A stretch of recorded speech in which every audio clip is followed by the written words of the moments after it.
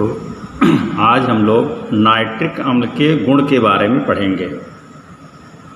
इसके पहले हम लोग बनाने की विधियां पढ़े थे। तो नाइट्रिक अम्ल जैसा हम लोग जानते हैं अम्ल है, इसलिए पहला गुण है कि अगर अम्ल है तो ये क्षार से क्रिया करके लवण और जल बनाता है। तो अब देखिए यहाँ पर नाइट्रिक अम्ल जो है क्षार मतलब सोडियम हाइड्रोक्साइड से क्रिया करके लवण सोडियम नाइट्रेट और जल बना रहा है। तो यह जो गुण है यह नाइट्रिक अम्ल के अम्लीय गुण को प्रदर्शित करता है। सबसे ज़्यादा इम्पॉर्टेंट है इसमें परीक्षा की दृष्टि से आक्सीकारक गुण। कभी कभी आता है कि नाइट्रिक अम्ल के 2 आक्सीकारक गुण लिखिए, ऐसा भी प्रश्न आता है। या क्या होता है जब में जो अभी गुण बताए जा रहे हैं उसमें से क्या होता है जब में भी पूछ सकता है। तो यहाँ पर कुछ आक्सीकारक गुण यहाँ पर दिखाए गए हैं। तो यहाँ पर देखिए, पहले ये अधातुओं को ऑक्सीकृत कर देता है, ये धातुओं से विक्रिया दिखाया गया है। तो इसमें दिखाया गया है कि यह कार्बन को कार्बन डाइऑक्साइड में ऑक्सीकृत कर देता है।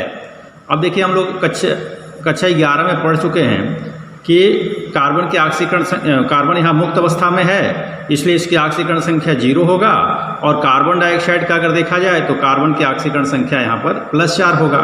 तो ऑक्सीकरण संख्या में जब वृद्धि होता है तो हम कहते हैं उस पदार्थ का ऑक्सीकरण हो रहा है। इसलिए कार्बन का यहाँ पर कार्बन डाइऑक्साइड में ऑक्सीकरण हो रहा है, किसके द्वारा? नाइट्रिक अम्ल के द्वारा। तो यह कार्बन को कार्बन डाइऑक्साइड में ऑक्सीकृत कर देता है। उसी प्रकार से फास्फोरस को फास्फोरिक अम्ल में ऑक्सीकृत कर देता है। इसको कहते हैं आर्थोफास्फोरिक अम्ल या फास्फोरिक अम्ल इसको कहते हैं। और नाइट्रोजन डाइऑक्साइड और जल प्राप्त होता है। इसी प्रकार से यह सल्फर को सल्फ्यूरिक अम्ल में ऑक्सीकृत कर देता है। देखिए, सल्फर को सल्फ्यूरिक अम्ल में, और फिर नाइट्रोजन डाइऑक्साइड और जल प्राप्त होता है। या आयोडीन को आयोडिक अम्ल में HiO3 आयोडिक अम्ल में ऑक्सीकृत कर देता है। तो ये कुछ अधातुओं का ऑक्सीकरण यहाँ पर दिखाया गया है। उसी प्रकार से कुछ उपधातुओं का ऑक्सीकरण, जानते हैं कि आर्सेनिक, एंटीमनी आपके उपधातु के उदाहरण हैं। तो जिस प्रकार से अधातुओं का ऑक्सीकृत कर देता है उसी प्रकार से उपधातुओं को भी ऑक्सीकृत करता है। यह आर्सेनिक को आर्सेनिक अम्ल में H3ASO4 आर्सेनिक अम्ल में ऑक्सीकृत कर देता है, और स्वयं क्या कर होता है? नाइट्रोजन डाइऑक्साइड में अपचयित हो जाता है।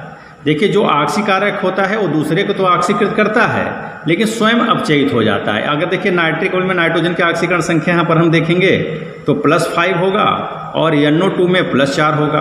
तो यहाँ पर ऑक्सीकरण संख्या में अगर कमी हो रही है तो हम कहेंगे कि इसका अपचयन हो रहा है। तो यहाँ पर आर्सेनिक अम्ल में ऑक्सीकरण हो रहा है और नाइट्रिक अम्ल का नाइट्रोजन डाइऑक्साइड में अपचयन हो रहा है। उसी प्रकार से एंटीमनी का एंटीमोनिक अम्ल में ऑक्सीकरण होता है। इसी प्रकार से अब धातुओं का देखिए ऑक्सीकरण देखेंगे। देखिए, एक समान है कि धातु जब नाइट्रिक अम्ल से क्रिया करेगा तो समान रूप से धातु नाइट्रेट बनेगा, और नाइट्रिक अम्ल के सांद्रता के आधार पर, माने किस प्रकार का नाइट्रिक अम्ल क्रिया कर रहा है उसके आधार पर बाई प्रोडक्ट के रूप में नाइट्रस ऑक्साइड, नाइट्रिक ऑक्साइड या नाइट्रोजन डाइऑक्साइड बन सकता है। N2O, NO या NO2 बन सकता है। मतलब धातु तो धातु नाइट्रेट में समान रूप से वह ऑक्सीकृत होगा ही। जैसे यहाँ पर देखिए, कापर की अभिक्रिया यहाँ पर दिखाई गई है। कापर जो है विभिन्न सांद्रताओं के साथ निम्न अभिक्रिया करता है, मतलब अलग अलग सांद्रता के साथ अलग अलग प्रोडक्ट प्राप्त होता है। अब देखिए, यहाँ पर दिया है कि जब कापर की अभिक्रिया ठंडा और 20% शांत नाइट्रिक अम्ल के साथ कराया जाता है तो कापर नाइट्रेट बनता है, नाइट्रस ऑक्साइड बनता है और जल बनता है। तो यहाँ पर ही देखिए, कापर का कापर नाइट्रेट में ऑक्सीकरण हो रहा है। कापर की ऑक्सीकरण संख्या 0, कापर नाइट्रेट में कापर की ऑक्सीकरण संख्या +2 है। तो यहाँ पर ऑक्सीकरण हो रहा है। इसी प्रकार से अगर हम 50% सांद्र नाइट्रिक अम्ल लेते हैं और ठंडा और 50% सांद्र नाइट्रिक अम्ल लेकर के कापर के साथ क्रिया कराते हैं तो सभी प्रोडक्ट तो वही होंगे। जो यहाँ पर नाइट्रस ऑक्साइड बन रहा था यहाँ पर आपका नाइट्रिक ऑक्साइड बनेगा। ठीक है, तो ये सब क्या है? ये नाइट्रिक अम्ल के ऑक्सीकारक गुण हैं। आगे देखेंगे, अगर हम ठंडा और सांद्र नाइट्रिक अम्ल से क्रिया कराते हैं, सांद्र का मतलब 50% तक तो आपका सांद्र इसके पहले दिखाया गया है। सांद्र का मतलब 50 से 60%, 70%, 80% अगर नाइट्रिक अम्ल होगा, और ठंडा और सांद्र नाइट्रिक अम्ल से क्रिया कराएंगे तो वहाँ पर नाइट्रिक ऑक्साइड बन रहा था या नाइट्रस ऑक्साइड बन रहा था, यहाँ पर नाइट्रोजन डाइऑक्साइड बनेगा। मतलब कापर का कापर नाइट्रेट में ऑक्सीकरण होगा और नाइट्रिक अम्ल का नाइट्रोजन डाइऑक्साइड में अपचयन हो जाएगा। और यदि हम गर्म और शांत, देखिए यहाँ पर ठंडा और शांत लिखा है, यहाँ पर गर्म और शांत नाइट्रिक अम्ल के साथ अभिक्रिया कराएंगे कॉपर का, तो यहाँ पर नाइट्रोजन डाइऑक्साइड के स्थान पर नाइट्रोजन प्राप्त होगा। शेष सभी प्रोडक्ट उसी प्रकार से प्राप्त होंगे। अब इसी प्रकार से अगर हम जिंक की अभिक्रिया कराते हैं तो अलग अलग सांद्रता के साथ जिंक भी जो है, जिंक नाइट्रेट तो बनेगा ही, लेकिन उसके साथ साथ बाई प्रोडक्ट के रूप में अलग अलग यहाँ प्रोडक्ट प्राप्त होंगे। अगर देखिए यहाँ पर 6% नाइट्रिक अम्ल के साथ अभिक्रिया कराते हैं तो जिंक नाइट्रेट बनता है, अमोनियम नाइट्रेट और जल बनता है। उसी प्रकार से अगर हम 20% लेते हैं नाइट्रिक अम्ल तो यहाँ पर जो अमोनियम नाइट्रेट बन रहा था अब उसके स्थान पर नाइट्रस ऑक्साइड प्राप्त होता है। अगर हम 50% लेते हैं ठंडा और सांद्र, 50% नाइट्रिक अम्ल लेते हैं तो नाइट्रस ऑक्साइड जो बन रहा था उसके स्थान पर नाइट्रिक ऑक्साइड बनता है। और जिंक की अभिक्रिया अगर हम शांत नाइट्रिक अम्ल से कराते हैं तो नाइट्रोजन डाइऑक्साइड यहाँ प्राप्त होगा और धातु जो है जिंक नाइट्रेट में ऑक्सीकृत हो जाएगा। आयरन की अभिक्रिया देखेंगे तो आयरन देखिए यहाँ भी उसी प्रकार से दिखाया गया, 6% के साथ, 20% के साथ और 50% के साथ। तो अगर 6% के साथ कराते हैं तो जैसे जिंक अभिक्रिया करता है उसी प्रकार से ये भी देखिए फेरस नाइट्रेट बनेगा, आयरन का फेरस नाइट्रेट में ऑक्सीकरण होगा, अमोनियम नाइट्रेट और जल बनेगा। अगर हम ठंडा और 20% शांत नाइट्रिक अम्ल लेते हैं तो यहाँ पर अमोनियम नाइट्रेट की जगह नाइट्रस ऑक्साइड प्राप्त होगा, N2O प्राप्त होगा और फेरस नाइट्रेट प्राप्त होगा।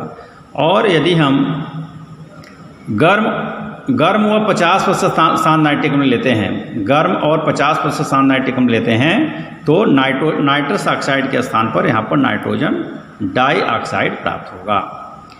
अब इससे अधिक देखिए 50% से अधिक सांद्रता पर क्या होता है, अगर अधिक शांत नाइट्रिक अम्ल लेकर के अगर उसकी अभिक्रिया अगर हम लोहा से कराते हैं तो लोहा अभिक्रिया नहीं करता, अर्थात वह निष्क्रिय हो जाता है। वह निष्क्रिय क्यों होता है, क्योंकि उसके सतह पर माने लोहे के सतह पर फेरिक ऑक्साइड की एक परत बन जाती है। जब अधिक शांत नाइट्रिक अम्ल के साथ अभिक्रिया कराते हैं तो फेरिक ऑक्साइड की रक्षी परत बन जाने के कारण फिर जो आयरन है या लोहा है नाइट्रिक अम्ल से अभिक्रिया नहीं करता। जिस प्रकार से लोहे पर अगर हम पेंट लगा देते हैं तो उसका संक्षारण रुक जाता है, मतलब उस पर जंग नहीं लगता, अर्थात वह वायु तथा ऑक्सीजन से अभिक्रिया नहीं करता है। उसी प्रकार से फेरिक ऑक्साइड की परत बन जाने के कारण यह नाइट्रिक अम्ल से अभिक्रिया नहीं करता है।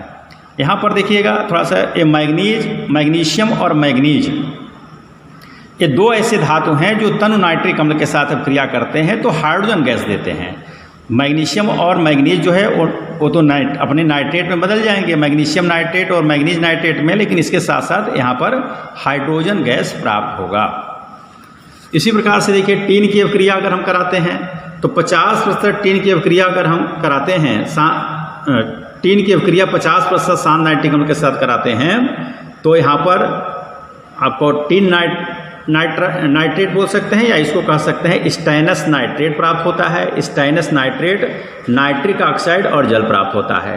परंतु जब हम सांद्र नाइट्रिक अम्ल के साथ, ये आपका सांद्र है, यहाँ पर ये सांद्र है, परंतु अगर हम शांत नाइट्रिक अम्ल के साथ अभिक्रिया कराते हैं तो यहाँ पर स्टैनस नाइट्रेट न प्राप्त होकर के यहाँ पर मेटा स्टैनिक अम्ल H2SNO3 प्राप्त होता है, नाइट्रोजन डाइऑक्साइड और जल प्राप्त होता है। और फिर नाइट्रिक अम्ल की अभिक्रिया जो लेड, मरकरी और सिल्वर है, यह तनु के साथ तनु नाइट्रिक अम्ल के साथ अभिक्रिया करते हैं, चाहे वो लेड हो, चाहे मरकरी हो, चाहे सिल्वर हो, तो अपने संगत नाइट्रेट बनेगा, मतलब लेड नाइट्रेट, मर्क्यूरस नाइट्रेट और सिल्वर नाइट्रेट बनेगा, नाइट्रिक ऑक्साइड और जल बनेगा। जबकि सांद्र के साथ अभिक्रिया कराने पर नाइट्रोजन डाइऑक्साइड प्राप्त होगा। जहाँ नाइट्रिक ऑक्साइड प्राप्त हो रहा था वहाँ पर नाइट्रोजन डाइऑक्साइड प्राप्त होगा। तो यहाँ पर अभिक्रिया दिखाया गया है, जैसे लेड अभिक्रिया करेगा उसी प्रकार से मरकरी अभिक्रिया करेगा, उसी प्रकार से सिल्वर अभिक्रिया करेगा। तो लेड का अभिक्रिया दिखाया गया, लेड नाइट्रेट बनेगा जब 50% नाइट्रिक अम्ल के साथ अभिक्रिया कराएंगे और नाइट्रिक ऑक्साइड और जल प्राप्त होगा। उसी प्रकार से अगर सांद्र के साथ अभिक्रिया कराते हैं लेड की, शांत नाइट्रिक अम्ल के साथ, तो लेड नाइट्रेट नाइट्रोजन डाइऑक्साइड और जल प्राप्त होगा।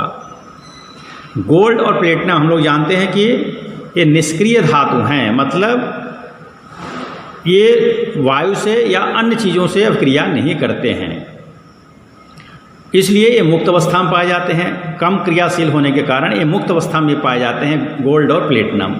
तो गोल्ड और प्लेटिनम नाइट्रिक अम्ल से अभिक्रिया तो नहीं करते, लेकिन अम्लराज के साथ अभिक्रिया करते हैं। अम्लराज को एक्वरेजिया कहते हैं। अम्लराज क्या होता है? 3 भाग सांद्र HCl और 1 भाग सांद्र HNO3 के मिश्रण को अम्लराज कहते हैं। तो देखिए, जब 3 भाग सांद्र HCl और 1 भाग सांद्र HNO3 मिलाया जाता है तो बनता है आपका नाइट्रोसिल क्लोराइड, जल और नवजात क्लोरीन। और यही नवजात क्लोरीन फिर गोल्ड के साथ या प्लेटिनम के साथ अभिक्रिया करता है। तो गोल्ड के साथ अभिक्रिया करता है तो गोल्ड क्लोराइड बनता है, जिसको आरिक क्लोराइड बोलते हैं। और यह जो आरिक क्लोराइड है वह अब HCl के साथ HCl में घुल करके आपका एक संकर यौगिक बनाता है जिसको कहते हैं टेट्राक्लोरो आरिक अम्ल HAUCl4। ये आपका एक प्रकार का संकर यौगिक है और ये विलेय है। उसी प्रकार से जब प्लेटिनम अभिक्रिया करता है तो प्लेटिनम टेट्राक्लोराइड बनता है, जो कि हाइड्रोक्लोरिक अम्ल में घुल करके ये भी एक प्रकार का संकर यौगिक देता है जिसको कहते हैं हेक्साक्लोरोप्लेटनिक अम्ल H2PtCl4। ये तो धातुओं के साथ इसका ऑक्सीकारक गुण दिखाया गया। अब कुछ अपचायक यौगिकों के साथ यह क्रिया करके उनको भी ऑक्सीकृत कर देता है। जैसे यह हाइड्रोजन सल्फाइड को सल्फर में ऑक्सीकृत कर देता है। यहाँ पर देखिए, हाइड्रोजन सल्फाइड में सल्फर की ऑक्सीकरण संख्या -2 है और मुक्त अवस्था में यहाँ पर सल्फर है, इसलिए इसकी ऑक्सीकरण संख्या +2 है। इसलिए हम कह सकते हैं हाइड्रोजन सल्फाइड का सल्फर में ऑक्सीकरण हो रहा है। इसी प्रकार से अम्लीय फेरस सल्फेट को फेरिक सल्फेट में ऑक्सीकृत कर देता है, पोटेशियम आयोडाइड को आयोडीन में ऑक्सीकृत कर देता है और सल्फर डाइऑक्साइड को सल्फ्यूरिक अम्ल में ऑक्सीकृत कर देता है। तो ये कुछ जो है इसके ऑक्सीकारक गुण थे। अब इसका उपयोग हम लोग जानते हैं प्रयोगशाला में विभिन्न प्रकार के परीक्षण करने के लिए इसका प्रयोग किया जाता है। इसलिए प्रयोगशाला में अभिकर्मक के रूप में, अम्लराज बनाने में, उर्वरक बनाने में, उर्वरक माने खाद बनाने में, ऑक्सीकारक के रूप में और विस्फोटक पदार्थ बनाने में, जैसे TNG, TNT, TNP, ट्राइनाइट्रोटॉल्यूइन, ट्राइनाइट्रोग्लिसरीन, ट्राइनाइट्रोफिनाल, ये विस्फोटक पदार्थ बनाने में इसका प्रयोग किया जाता है। ठीक है, धन्यवाद। इसको देख करके अपना नोट्स बना लेंगे।